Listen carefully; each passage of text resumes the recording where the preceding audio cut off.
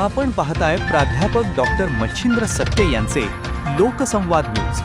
सत्य जे तुमच्या समोर. सांगली जिल्ह्यामध्ये जलसंधारण दिनानिमित्त जलसंवर्धनाचा संदेश देण्यासाठी विशेष उपक्रमाचे आयोजन करण्यात आले.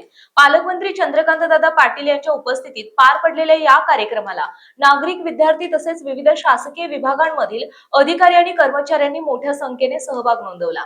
पाण्याची बचत, जलस्रोतांचे संवर्धन आणि भविष्यातील पाणी टंचाईवर मात करण्यासाठी जलसंधारणाचे महत्त्व अधोरेखित करण्यात आले. या उपक्रमात नागरिक आणि विद्यार्थ्यांसह शासकीय अधिकारी, कर्मचाऱ्यांनी उत्स्फूर्त सहभाग घेतला. यावेळी जलसंधारण आणि पाणी बचतीबाबत जनजागृती करण्यात आली. कार्यक्रमादरम्यान उपस्थितांनी जलसंधारणाची शपथ घेतली.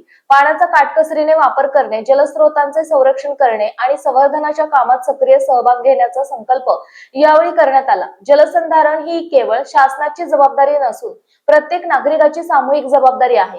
सांगलीतील या उपक्रमातूनही पाणी वाचवा, भविष्य वाचवा हा महत्त्वपूर्ण संदेश देण्यात आलाय.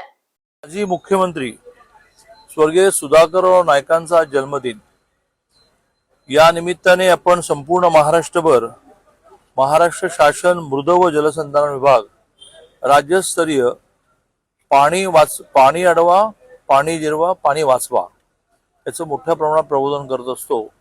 त्या निमित्ताने सांगली जिल्ह्याचे कलेक्टर डॉक्टर मैनांग घोष यांनी महावॉकेथॉन वॉक फॉर वॉटर आयोजित केले आणि एवढ्या सकाळी हजारोच्या संख्येने नागरिक उपस्थित होते. या सगळ्यांनी एक शपथ घेतली की आपण जिथे आहोत तिथे पाणी वाचवलं पाहिजे, पाणी अडवलं पाहिजे, पाणी जिरवलं पाहिजे आणि जमिनीच्या पोटातला पाण्याचा साठा वाढवला पाहिजे. मला असं वाटतं की शहरांमध्ये सुद्धा मोठ्या प्रमाणावर रेन वॉटर हार्वेस्टिंग म्हणजे कॉलनीमध्ये पडणारं पावसाचं पाणी कॉलनीमध्येच बोअरमध्ये जाईल असा प्रयत्न करणं पाईपलाईनच्या आधारे हे आवश्यक आहे. आणि ग्रामीण भागात तर मोठ्या प्रमाणावर वेगवेगळ्या प्रकारचे जलसंधारणाचे प्रयोग करून आपल्याला पाण्याचा जमिनीतला साठा जो आहे तो वाढवला पाहिजे. त्याचं आगामी काळामध्ये एक मोठं संकट समोर येईल. शहरामध्ये पाणी वापरणं यात तर खूपच काळजी घ्यायला लागेल की दिवसभरामध्ये मी पाणी कुठल्या कुठल्या कारणाने वापरतो आणि कुठे कुठे वाचवता येईल. तर मला असं वाटतं की आहे त्या पाण्याच्या साठ्यामध्ये सुद्धा आपण सगळेजण अतिशय आनंदाने जगू शकू. आजच्या ह्या वॉकेथॉनला मी खूप शुभेच्छा देतो.